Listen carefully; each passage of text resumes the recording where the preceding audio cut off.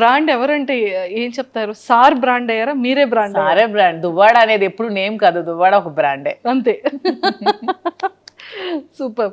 So seriously అంటే ప్రతి ఒక్క బిజినెస్కి ఒక ఇన్ఫ్లుయెన్సర్స్ని కానివ్వచ్చు, లేకపోతే ఆర్టిస్ట్ని బ్రాండ్గా పెట్టుకోవడం కానీ, యాక్ట్రెస్ని పెట్టుకోవడం చేస్తూ ఉంటారు. కానీ మీ దానికి మాత్రం మీదే ఒక మీదే బ్రాండ్గా brand. స్టాంపింగ్ Yes, చేసేసారు. 100%. సూపర్. అండ్ ఇంకొకటి మ్యామ్, చాలా మాటలు ఏంటంటే ఇంటర్వ్యూస్ చాలా నెంబర్ ఆఫ్ ఇంటర్వ్యూస్ ఇచ్చారు, డిజిటల్లో ఫ్రీక్వెంట్గా కనిపిస్తూ ఉంటారు.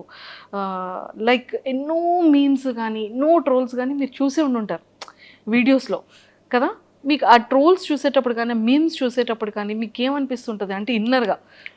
నేను చెప్పనా, నేను ట్రోల్స్ కానీ ఇవి చూస్తే నేను హ్యాపీగానే ఫీల్ అవుతున్నాను. ఎందుకంటే ఇప్పుడు నువ్వు నా కోసం ఒక ట్రోల్ చేస్తున్నావు అంటే, నా కోసం ఆలోచిస్తూ, నా కోసం టైం స్పెండ్ చేస్తూ, నా మీద చాలా వర్క్ చేస్తున్నప్పుడు నేను ఎందుకు సాడ్గా ఫీల్ అవ్వాలి?